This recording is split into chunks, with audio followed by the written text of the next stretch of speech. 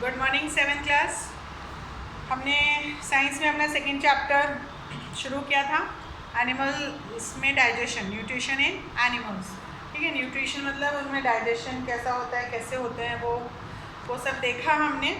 अब यहाँ पर हम अपना लास्ट पार्ट जो है वो करेंगे, वो है ग्रास ईटिंग एनिमल्स में डाइजेशन कैसे होता है।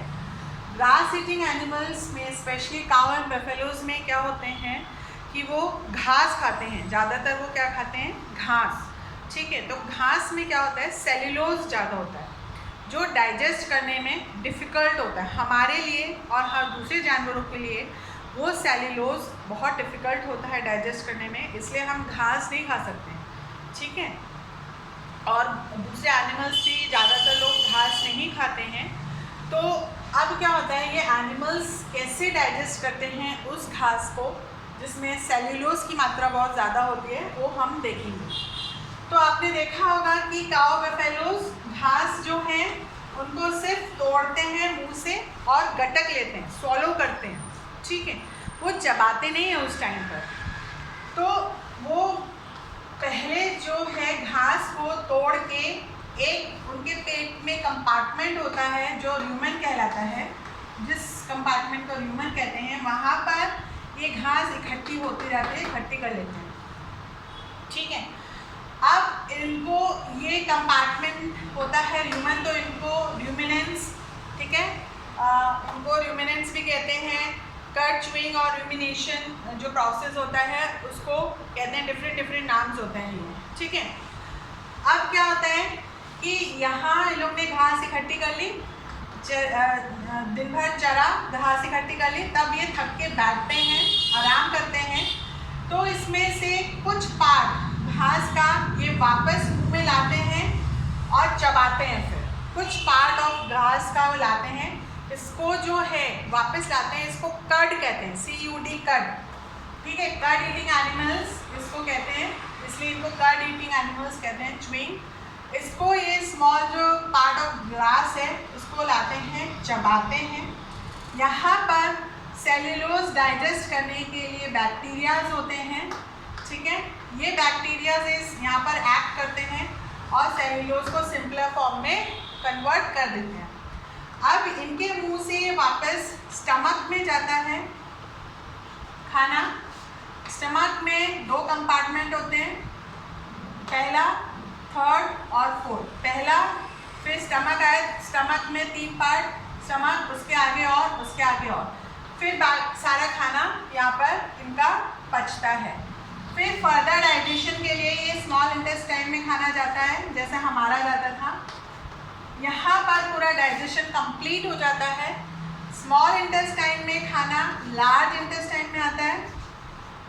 ठीक है, लार्ज इंटेस्टाइन में पानी वगैरह एब्जॉर्ब हो जाता है उस खाने से, और जैसे हमारा खाना लार्ज इंटेस्टाइन से आके फिर बाहर एज ए वेस्ट मटेरियल निकलता था, वैसे ही इनका भी वेस्ट मटेरियल बन के बाहर आ जाता है। जो पार्ट घास का डाइजेस्ट नहीं हो पाता है वो स्मॉल इंटेस्टाइन और लार्ज इंटेस्टाइन के बीच में एक कंपार्टमेंट होता है, कैकिकम, वहाँ पर जाता है, जहाँ पर वो जो सेल्यूलोज है वो पूरा डाइजेस्ट हो जाता है। ठीक है, तो इस तरीके से काऊ में, बफेलोज में होता है। आपने देखा है कि जब भी काटते हैं तो इनका मुंह हमेशा चलता रहता है, क्योंकि ये र्यूमेन में से जो घास इकट्ठा किया है वो वापस लाते हैं, उसको प्रॉपर्ली चबाते हैं। पहले ये हाफ चबाया हुआ होता है, इसको प्रॉपर्ली चबाते हैं, फिर आगे जो है डाइजेशन इनका आगे फर्दर कंप्लीट होता है। ठीक है, तो ये थोड़ा सा डिफरेंट था डाइजेशन काऊ और बफेलोज में। फिर है यहाँ पर लास्ट है feeding and digestion in amoeba. Amoeba एक सिंगल सेल एनिमल है। सिंगल सेल मतलब ये डॉट हमें दिख रहा है, पर ऐसे अगर हमने कहीं डॉट लगाया तो वो दिखता नहीं है, तो ये माइक्रोस्कोप से ही दिखता है। ठीक है, तो ये यहाँ पर fresh water pond and lakes में जनरली ये पाया जाता है। ठीक है, तो यहाँ पर स्ट्रक्चर क्या होता है अमीबा का, सिंगल सेल होता है। इनको साइंटिस्ट ने ये सब देखा, यहाँ पर ये इसका न्यूक्लियस होता है, ये साइटोप्लाज्म है, यहाँ पे फूड वैक्यूल्स होते हैं और वाटर वैक्यूल्स होते हैं, ठीक है। अब यहाँ पर कोई खाना आया तो ये अमीबा क्या करता है, ये खाना है मान लीजिए,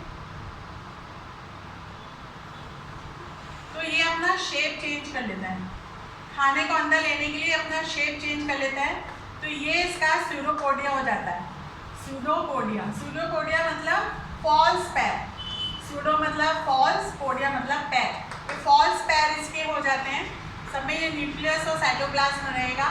अब ये जो खाना है ये इसके अंदर आ गया, ये फूड वैक्यूल इसके अंदर आ गया, ठीक है। ये यहाँ पे साइटोप्लाज्म में डाइजेस्ट होगा, वाटर है, वाटर इसके साथ रिएक्ट करके खाना डाइजेस्ट होता है। और फिर ये जो अमीबा है, ये जो खाना है ये स्यूडोपोडिया से ही के थ्रू इसको बाहर इजेशन हो जाता है। इजेशन मतलब बाहर निकालना। ये खाना डाइजेस्ट हुआ, जो भी वेस्ट मटेरियल हुआ उसको ये बाहर निकाल देता है, ठीक है। तो डाइजेशन सब में अलग होता है, डिफरेंट होता है, सिंगल सेल में, ग्रास ईटिंग एनिमल्स में और ह्यूमन बीइंग्स में। तो ये क्या क्या डिफरेंस है आपने इसमें देखा। ये अपने फॉल्स पैड से खाना लेता है और फॉल्स पैड से ही खाने को बाहर इजेशन, इंजेशन मतलब अंदर लेना, इजेशन मतलब बाहर निकालना। तो ये टर्म्स है आपको समझना ज़रूरी है। तो इस तरीके से हमारा सेकेंड चैप्टर फिनिश हो गया। तो आप लोग वीडियो देख के इसको समझिए, बुक में से रीड करिए, और कुछ भी प्रॉब्लम हो तो आप मुझसे पूछिए, ठीक है। फिर हम इसके आगे क्वेश्चन आंसर में डेफिनेशंस करेंगे, ठीक है। Have a nice day.